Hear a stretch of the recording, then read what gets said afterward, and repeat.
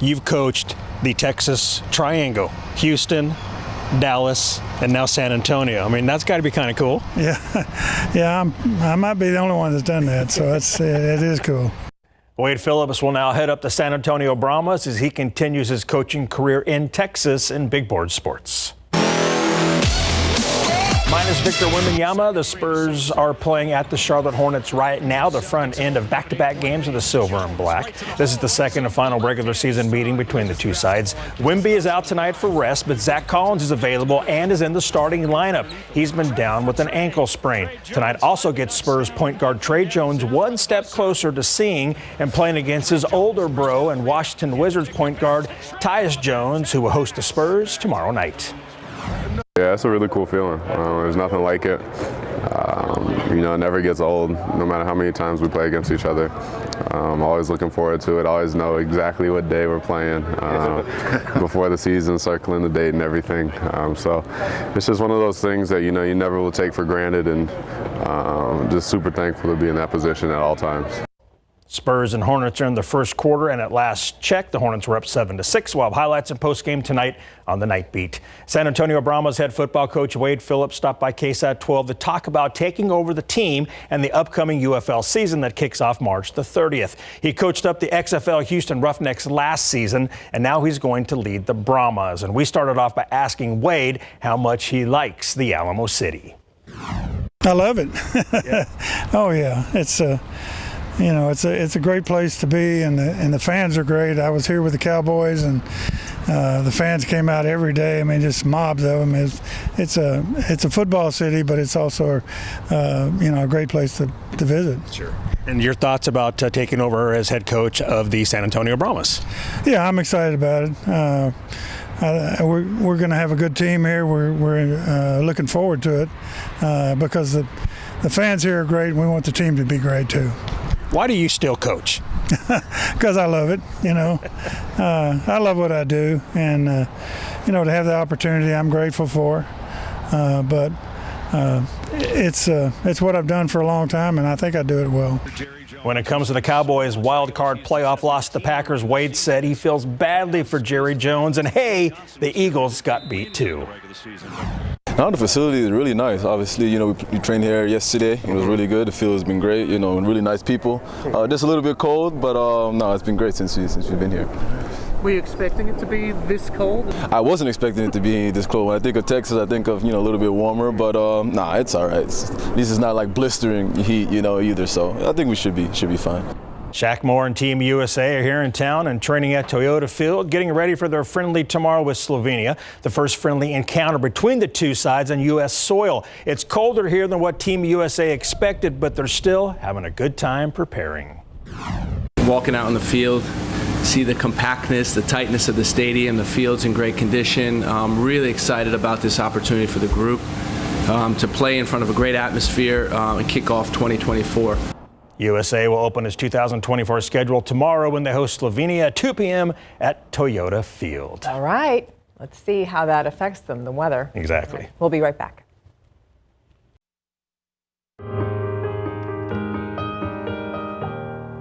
When you look back at the history of this country, there are many things in our past that are difficult to talk about, like lynchings.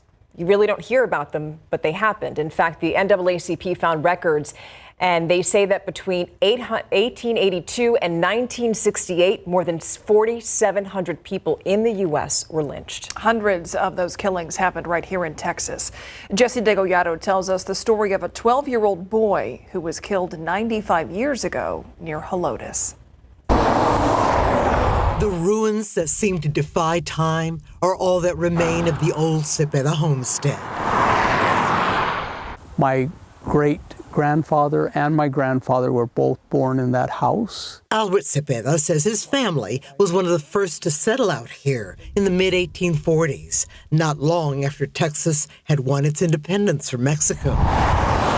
It became more difficult for Hispanic families to live in town. Buried in the family cemetery on a hill overlooking the homestead are many of Cepeda's ancestors who'd lived out much of their lives in the hill country. Tending to it became a labor of love for neighbor Larry Weedage. especially after learning about this one grave. Every time I come in here to mow, I stop and pause there because it's so sad a 12-year-old boy hung in a tree for no reason. Family lore is that a 12-year-old boy named Guillermo Sanchez in 1929 was tending his family's sheep when he was approached. They thought it would be fun to give him a hard time, and they did hang him. Wiedich says the young boy must have been terrified. I hate to even think about that. You know, like, what are you doing? Why are you doing it? It's believed the trauma of his son's death is why his father lived only 3 more years. Almost a century later, the who, the why, and where are still unknown. The family says the fact that there's no official record of what happened to this boy is not surprising. I'm surprised, but not surprised that something like this would happen and it would be covered up or hushed up. Well, it's not surprising that we don't know about it. UT Austin Associate Professor of History, Monica Munoz Martinez. In researching my book, there were so many cases that I couldn't write about them all. There were that many Mexicans being lynched at the turn of the last century. So she says, it's not surprising. There were children that were victims of lynchings. Known as La Matanza, or massacre, the reign of terror was between 1910 and 1920, nearly a decade before Guillermo's death. The date and the age of Guillermo and the date when it occurred is certainly historically significant. Even so, the painful mystery has haunted generations of his family, except now. And I'm sure that was related somehow. I have a research team here at UT that researches cases of racial violence from the early 20th century. Speaking by phone, Martinez assured Zach Cepeda her team will look into what happened, starting with Guillermo's death certificate. Said cause of death, acute indigestion. Highly doubtful, she says, but not unusual it doesn't have the true cause of death. Any effort she can make will be deeply appreciated. She says for families like the Cepedas, time doesn't heal those wounds. And as for those they believe lynched 12-year-old Guillermo Sanchez, I would hope that their conscience got them. In Helotes, Jesse Degollado, KSAT12 News. So awful, so sad. You know, when we introduced the story, we gave you a figure about 4,700 lynchings in the U.S., but those are the only lynchings. That number came from the NAACP, but those are the only lynchings that they have records of. Sure. So they're saying that they were also vastly underreported. Yeah, and that's why these stories, these History Untold segments, they're important because, you know, as everybody knows, it's important to know where we've come, to know where we're going. So glad Jesse got the opportunity to share that story, and thanks to the family for sharing it with us. If you'd like to see more stories from our History Untold series, scan this QR code you see right here on your screen. We'll be right back. Around America, another scary airplane incident. Flames and sparks were seen shooting from this plane shortly after takeoff. A woman out walking late yesterday saw this, started recording. This was an Atlas Air cargo ship that had engine problems. According to flight data, the plane was in the air for 14 minutes and the problem started about 3 minutes into the flight. Atlas says the plane was able to return to Miami International and safely land. No one was hurt. Wow. Now, another news here, the Consumer Product Safety Commission announced a recall of more than 500,000 beds from Home Design, Inc. And according to CPSC, those beds pose a collapsing or breaking risk while they're being used. The Indiana-based wholesaler says that it's received reports of more than 100 incidents of collapsing beds. Dozens of people have been hurt. Now, most of the beds that we're talking about were sold in the U.S., and about 55,000 of them were sold in Canada. Okay, some of you might have already done this. Have you peeked at your plants under those coverings since this recent cold snap? Maybe you don't want to, because you probably noticed they look a little lifeless. Yeah, a little brown, just dead. Yeah. But hold on, because before you throw in the towel, our Sarah Costa shows us why some of your plants may just be dormant. And she explains what you can do next. South Texas just endured another Arctic freeze, and you worked hard to save your beloved plants. So now your plants look like this, or even a little bit of this. Don't panic and don't pull them up. Your plants most likely aren't dead. They've just died back, they've gone dormant, and will probably come back in the spring. So now what? All you can do right now is wait. I know, I'm not a patient person, and I hate it when my garden looks this sad. But it's what our plants need right now. A little bit of space. Plants don't like clingy gardeners. Don't prune anything just yet. If you start pruning away the dead stuff now, you can do more harm than good. Remember, we can get another freeze. And those dead leaves and stems can protect your plants. I would wait to prune until at least the end of February or after several weeks of warm weather. And before you prune, make sure you check the forecast with the KSAT weather team to make sure there's not a freeze in the next 10 days. What you can do is scrape the wood. If it's still green, your plant's alive and will sprout in the spring. Yay! And your garlic, it's not dead. Let that foliage die back. It's still very much doing its thing under the soil, trust me. And if your sago palms have a little bit of damage, don't worry, they're most likely to come back. You can confirm this by checking the crown to make sure it's still solid. You'll know your plants are still alive once growth starts sprouting from the roots, most likely by March to early May. Happy gardening, I'm Sarah Costa, KSAT12 News. And that's the thing, right? Just being patient and waiting. I was shocked in 2021 after that storm when our sago palms came back several months later. I was just thinking about that because this was a hard freeze. We've had several, but it wasn't like what we had a few winters ago in February of 2021 when it seemed like everything just died. And remember, all the gardeners and experts were saying, don't pull it all out yet. It looks so bad, looks dead, but give it time. And a lot came back. I think the larger palm trees are what had the biggest difficulties recovering from that. So yes, I looked at my little lantanas, those poor little guys up there. I wanted to clip them. Maybe I should. I don't know. So we need to wait a while longer. We got to move. I'm not an expert gardener. I'm leaving that. I go to Sarah Acosta and ask her what I should do with what. My potted plants, though, they're not going out until we progress through the day on Sunday, and then they'll actually get some rain and some warmer temperatures into next week. 45 now, 25 tomorrow morning. A look at area reservoir and lake levels and our latest drought monitor coming right up. We now know the name of a man shot and killed by San Antonio police officers overnight Thursday. SAPD says 42-year-old Jervon Jervy Harper was shot by Officer Edgardo Valladares after Harper shot at him during a traffic stop. That's according to SAPD. The investigation is still ongoing. Police in Cibolo investigating after one of its police officers fired his gun at a man behind a gas station. Now, investigators say that two officers confronted two men behind a convenience store after someone called them saying that one of the men was acting strangely. Now, soon after the officers got there, they say they got into a physical altercation with the men. That's when Cibolo police say that one of those men pulled out a gun and an officer fired at him. Nobody was injured. Two San Antonio ISD officials have lost their jobs after heating problems at the district schools. SAISD Superintendent Jaime Aquino told staff in a memo last night he accepted the resignations of Deputy Superintendent of Operations Ken Thompson and Chief of Operations Mike Eaton.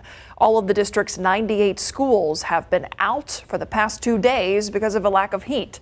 And that's your 60-second recap. All right, now we want to go back to the weather so that we can help you prepare for the rest of the weekend. But before that, we want to talk about the drought monitor. Yes, we all know we need rain around here. And really, when you look at Texas as a whole, it's our area that really needs rain the most, more than any other part of the state. Just look at our area reservoir lake levels. And Amistad at 27% full, that's 55 feet below the conservation pool. Usually that's on the lower end.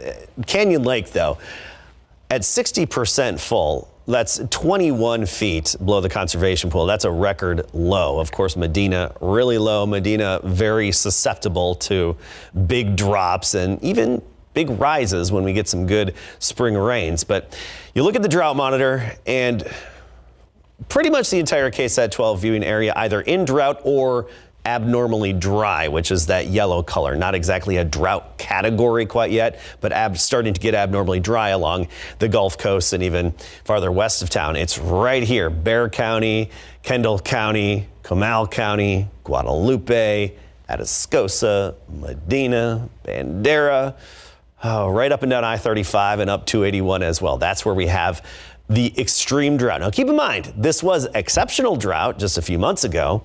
Now it's been downgraded to extreme, still bad. But across the state, only 31% of Texas is in drought. Most of the drought-free areas, North Texas, the Panhandle, and even parts of West Texas, and then you get down into the valley, even from Corpus Christi all the way down to Brownsville, just fine, not even considered abnormally dry. But we're getting into a good pattern with a series of disturbances, the parade of disturbances. That's what we need, and that's what's coming. First round starts on Sunday, especially late Sunday, peaking Sunday night, lasting through the morning commute on Monday, another round Tuesday, lingering into parts of Wednesday, and we could even have a few isolated showers toward the end of next week. Bottom line, we're looking at 60 to 80% chances here by Sunday through the middle of next week. Here's a look at satellite radar and the big picture. Notice these swirls out in the Pacific. Beautiful swirls, these big upper level lows. This main one just south of the Aleutian Islands in Alaska, that's the driving force, and it's really throwing a lot of energy eastward toward the lower 48.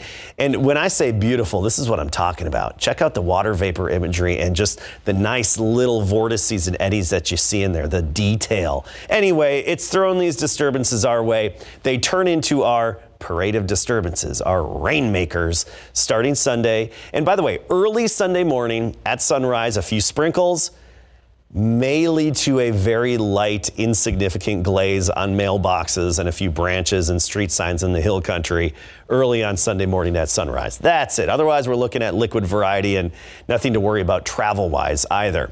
Round 2 comes in Tuesday, Wednesday. Round 3, it'll give us a few isolated showers by Thursday. Bottom line, this is good. Overall rainfall potential highest along the Gulf Coast, 5 or more inches there. Locally, we're looking at about 1 to 3 inches. Temperature-wise, highs in the 40s this weekend, low to mid 40s, but next week, we jump back into the 60s. So it's good to see some warmer temperatures with those better rain chances. Beautiful disturbances, aren't they? Beautiful. I love that. A parade Beautiful. of beautiful disturbances. Beautiful swirls. Yes. They'll be right back. An Indiana dog is drying off after an icy near-death experience. The owners of Ollie say that the pup went out for a stroll Thursday morning when he saw a goose. So Ollie chased after it, but went a little too far and then fell right into the St. Joseph River. We've been seeing Look so at many that. stories like this lately. The South Bend Fire Department took these pictures of the rescue.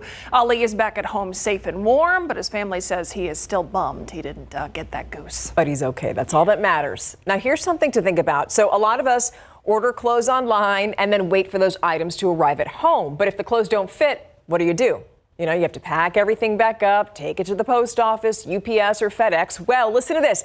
In France, its post office has a solution for this. It's actually putting changing rooms right in the post office. I know. I don't know how I feel about this. So you show up there, you try the item on right there, and if it doesn't work, you just mail it back. You don't have to make another trip back to the post office.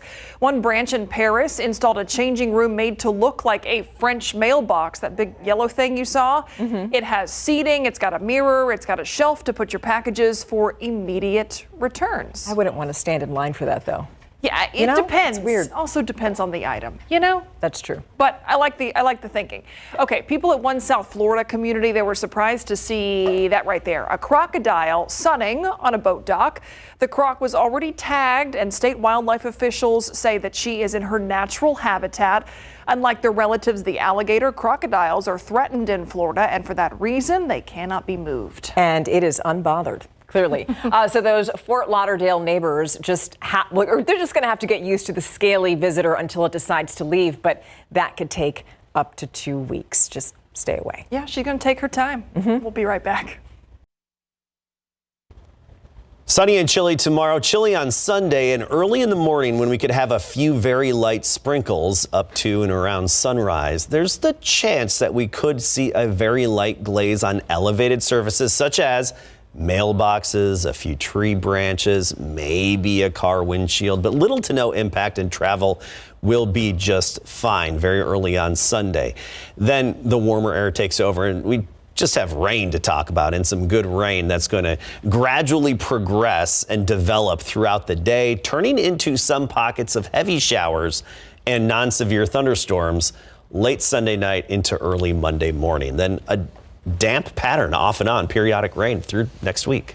All right. Thank you, Adam. Thanks so much for joining us here at the News at 6. We'll see you on the Night Beat.